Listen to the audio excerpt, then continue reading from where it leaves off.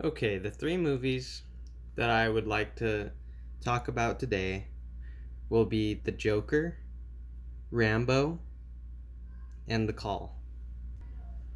All these movies' intended audiences would probably be for adults 18 and over, and maybe teenagers such as 16 and up. For instance, The Call being rated R for violence, disturbing content, language, and frequent portrayals of hand to hand combat. The Joker being rated R for blood and violence, disturbing behavior, language, and brief sexual images.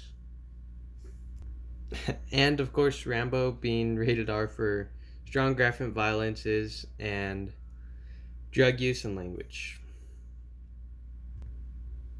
All the characters in these movies are either suffering from a psychological disorder, a mental illness, or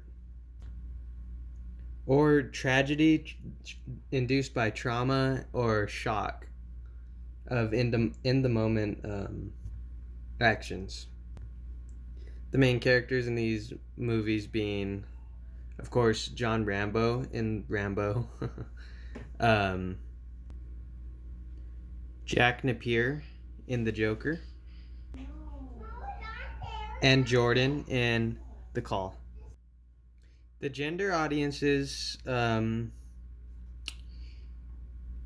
specifically in The Call, I think it would target young women and maybe anyone specifically under the age of, say, 25, because it portrays a girl being kidnapped, young girl being kidnapped, and taken due to irresponsibility and carelessness. In my perspective, the majority of people in modern American society primarily actively gravitate towards fictional characters from movies and TV shows, such as characters with a strong personal image that are confident and successful in their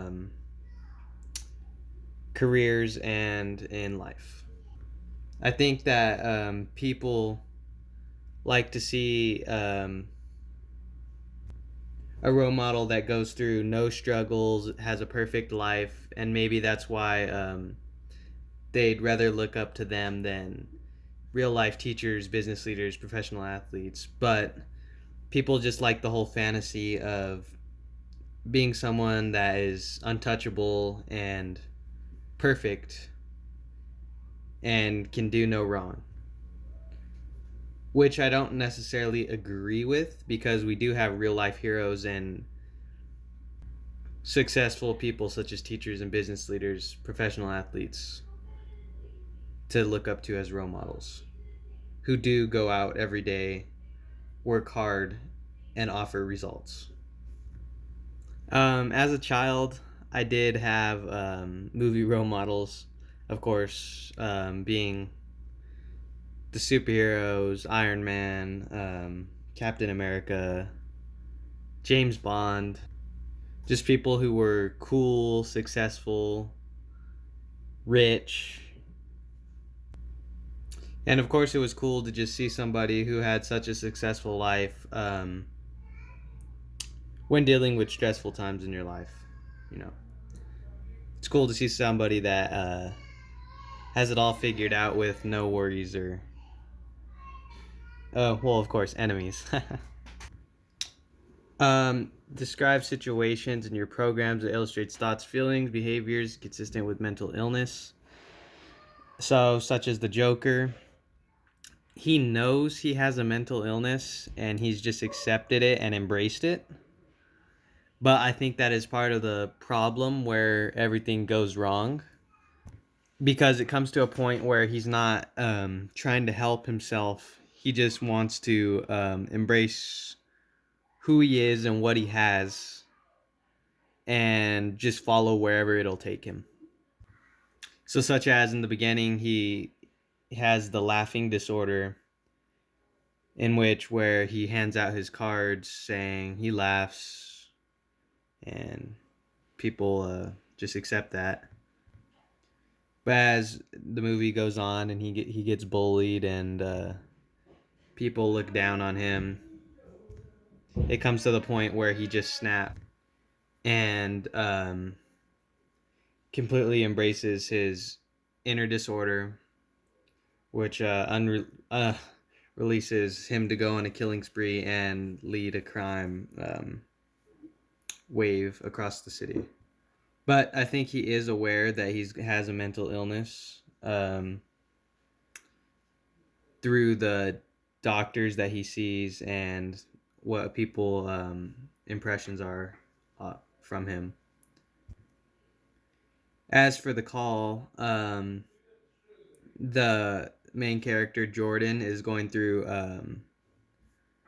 trauma. She's a 911 operator, and she's going through trauma from a previous case in which where the um, person who she was on the phone with was killed during the call that she was on. And so her trauma leads to a disorder where she can't help but be filled paranoid 24/7. Do your movies portray a realistic representation of how to resolve a simple or complex conflicts that arise from poor communication patterns, momentary issues, substance abuse, toxic romantic relationships? I think these movies do show conflicts that arise from poor communication, such as the Joker. No one ever really helped him try and overcome his disorders. He was just bullied, talked down on, and beaten for the way he was, which led to him just fully snapping and uh, becoming a person who lives a life of crime.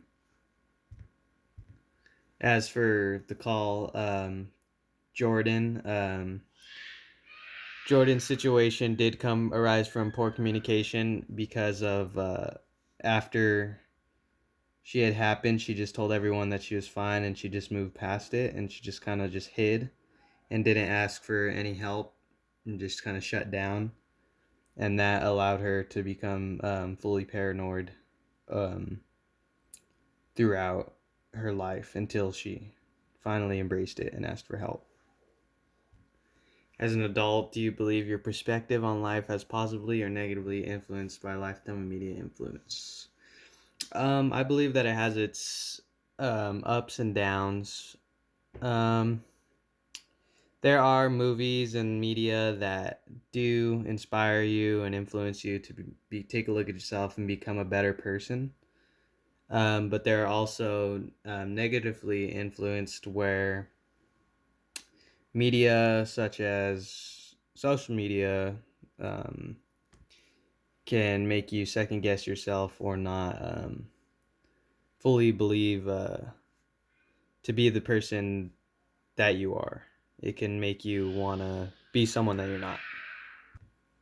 If many college students become aware that they may be going through the early stages of mental illnesses that result media influence, public service announcements, films, photography, why are the majority of them resistant to actively seeking out medical treatment and counselor services? I feel like this question is can be answered by many people because of the everyone is embarrassed to ask for help. I feel like, and the media doesn't help that it puts it on a public scale and just judging eyes all around. People can be scared to ask for help even if people will accept them. They just don't fully want to take that chance. And of course, no one wants to admit that it's the result of media influence. Um, it's always going to be something else or an excuse to try and hide behind that. As for the personality analysis, um,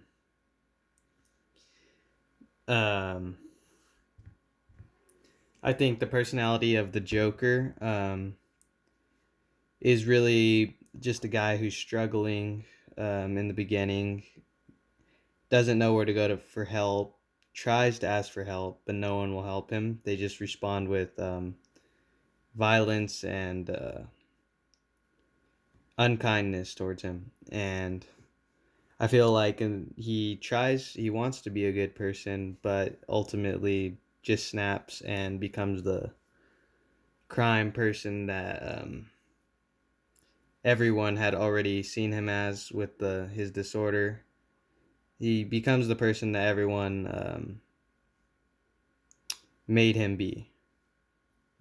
And I think his personality with the laughing, he just embraced his inner mental disorder. As for Jordan in the call, I feel she wants to help people. She knows that's what she likes doing. Um, and I feel like um, that got kind of ruined for her when she experienced someone dying, and it was important for her to go out and get back on the 911 line and help someone else in a big important case, and that was important for her to break through the fear that she had gotten caused in the beginning. Thank you.